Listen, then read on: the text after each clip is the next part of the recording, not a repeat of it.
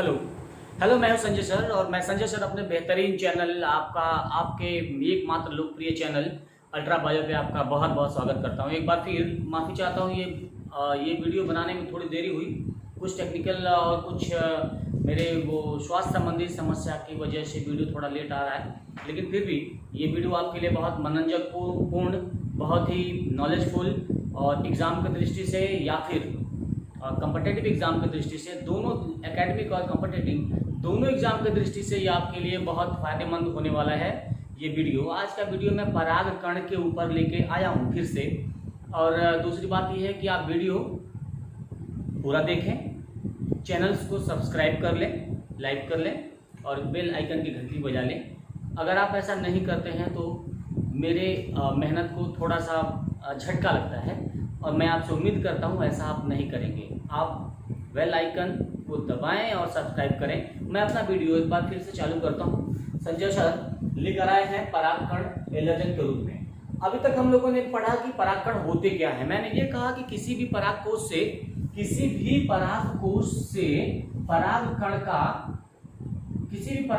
में परागकण होते हैं और ये संख्या करोड़ों के रूप में होती है।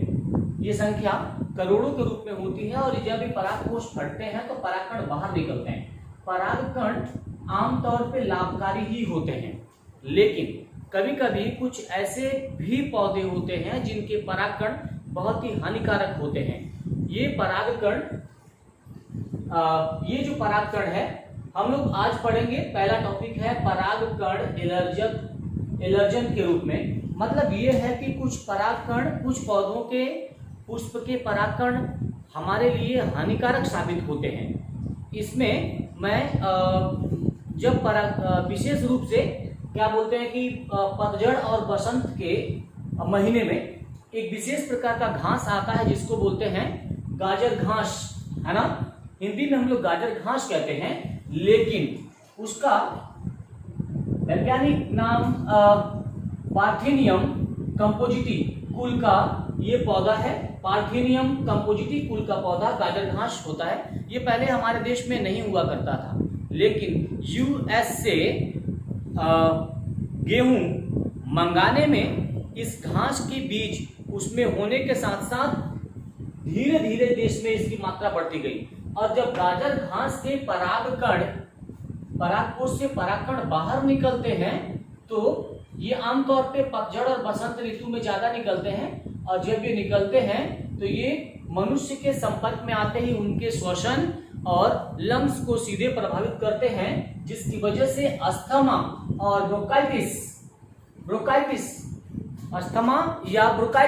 जैसे रोग उत्पन्न होते हैं जो बहुत ही पीड़ादायी होते हैं। इस तरह से परागकण जो होते हैं वो लाभकारी तो होते हैं, बहुत लाभकारी। मैं उसके लाभ के विषय में बाद में बात करूंगा। लाभकारी तो होते हैं लेकिन कुछ मात्रा में हानिकारक भी होते हैं। अर्थात अगर कभी पूछता है परागकण से हानि कौन कौन सी हानियां होती हैं, तो आप अस्थमा या ब्रोंकाइटिस का नाम लेंगे, है ना। और ये हानि गाजर घास मैंने एग्जांपल दिया, जो पार्थेनियम कंपोजिटी कुल का एक पौधा है, जो विदेशी पौधा है, लेकिन आज भारत में इसकी मात्रा बहुत बड़े पैमाने पे दिखाई देती है।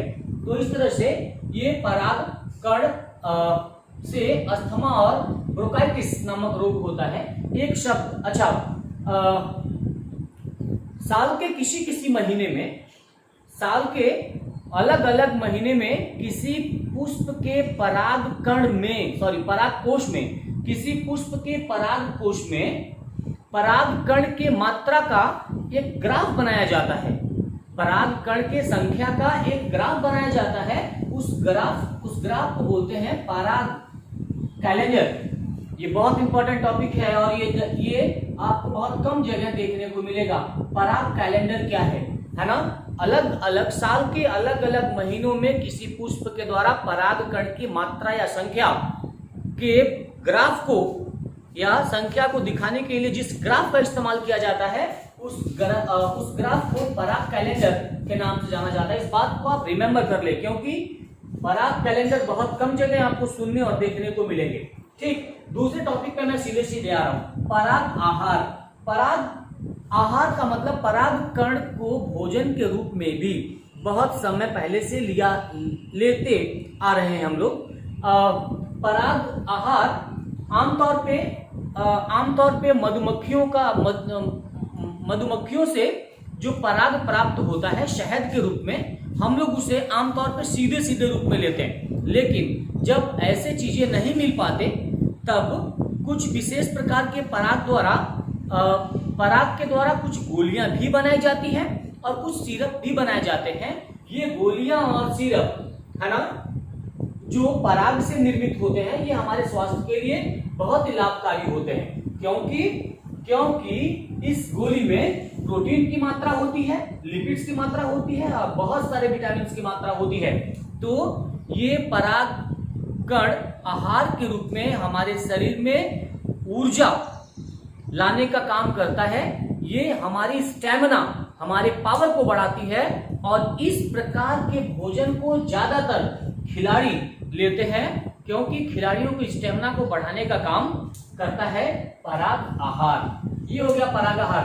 कभी कभी लोग बात करते हैं कि पराग गोली या पराग सिरप में कौन कौन से पोषक तत्व मौजूद होते हैं। तो प्रोटीन, लिपिड और विटामिन ये सब मौजूद होते हैं।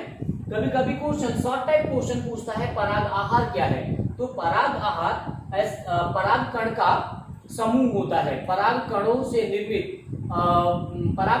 निर्मित पोषक तत्वों का एक समूह होता है जो स्टैमिना बढ़ाने के काम आता है। तो इस तरह से परागकण एक आहार के रूप में हम लोग अध्ययन करेंगे। दूसरा, परागकण का जीवन क्षमता, ये बहुत इंपॉर्टेंट है। परागकण का जीवन क्षमता, परागकण का जीवन क्षम, इसका मतलब है कि किसी भी परागकण, कोई भी परागकण जितने किसी भी परागकण का अंकुरण होने की क्षमता, परागकण का अंकुरण होने की जो क्षमता होती है उसका जीवन क्षमता कहलाती है। किसी भी परागकण, जैसे कि किसी पुष्प में 50 परागकण हैं और 50 में से 50 परागकण अंकुरित हो जाते हैं, तो ऐसे परागकण को 100% जीवन क्षमता वाला परागकण कहते हैं। अगर किसी पराग कोश में 100 परागकण हैं और उसमें से 80 परागकण ही अंकुरित होते हैं, तो इसका मतलब ये होता है कि उसका जीवन क्षमता, परागकण का जीवन क्षमता 80% है। तो जीवन क्षमता का मतलब होता है अंकुरित होने वाले परागकण की संख्या, उसको जीवन क्षमता कहते हैं। अंकुरित होने वाले परागकण की संख्या को जीवन क्षमता है। ये नोट दिस पॉइंट, अंकुरित होने वाले परागकण की संख्या जीवन क्षमता कहलाती है ना। अलग अलग प्रकार के पौधों में परागकण के अंकुरण होने के अलग अलग दिन तय होते हैं। मतलब जैसे कोई भी जीव है वो उसका जीवन काल अलग अलग होता है, उसी तरीके से मानव का जीवन 100 साल माना गया है।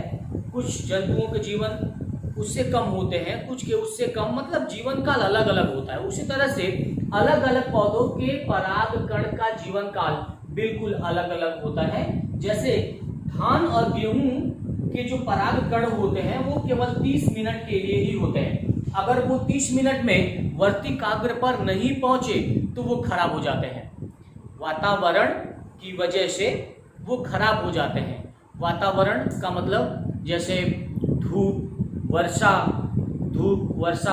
आर्द्रता और इसके अलावा अल्ट्रावायलेट रेज, इस वजह से वो आधे घंटे में अगर वो किसी वर्तिकाग्र पर नहीं पहुंचते हैं तब वो आधे घंटे में वो परागकण खराब हो जाते हैं। तो अर्थात इसका जीवन काल, इनका जीवन क्षमता है ना, जीवन क्षम केवल 30 मिनट का होता है। इसके अलावा गुलाब कुल का रोजेशी, मटर कुल का लेग्यूमिनेसी और सोलेनेसी जो आलू कुल का होता है, इनके परागकण बहुत ही मजबूत स्थिति में होते हैं और ऐसे कंडीशन में ये ये 30 दिन तक ये जीवित रह सकते हैं, अर्थात ये 30 दिन तक जीवित रहते हैं। इसका मतलब ये है कि ये जल्दी खराब नहीं होते, है ना। तो इस तरह से परागकण का जीवन क्षमता, पराग आहार और परागकण एलर्जन के रूप में, ये तीनों को मैंने एक साथ वीडियो आपको प्रेजेंट किया है। मुझे उम्मीद है ये वीडियो आपके लिए, क्योंकि यहाँ पे 2-3 पॉइंट्स मैंने कुछ ऐसे रखे हैं। ये गाजर घास की भारत में उपस्थिति, पराग कैलेंडर क्या है, और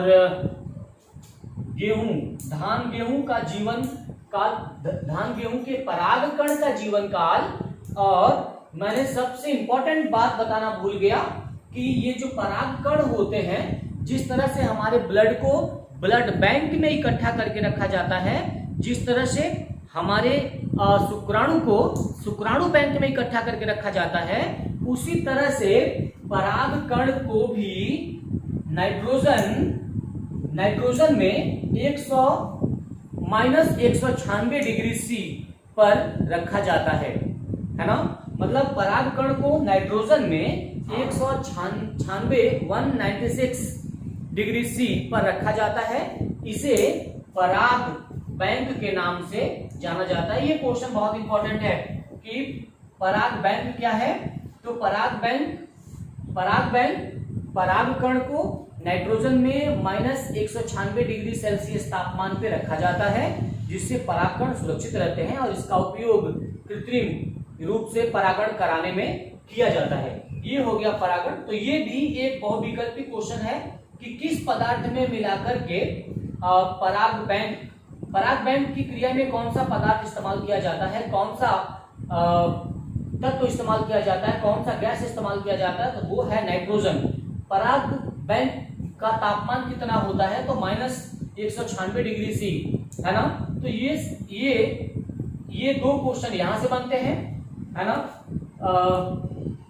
गुलाब फूल, आलू फूल और मटर फूल के पौधों के परागकण का जीवन काल कितना होता है ना, जीवन क्षमता कितना होता है, वो होता है 30 दिन, है ना। और उसके बाद ये पराग कैलेंडर क्या होते हैं। पराग कैलेंडर मैं एक बार फिर से बता देता हूं।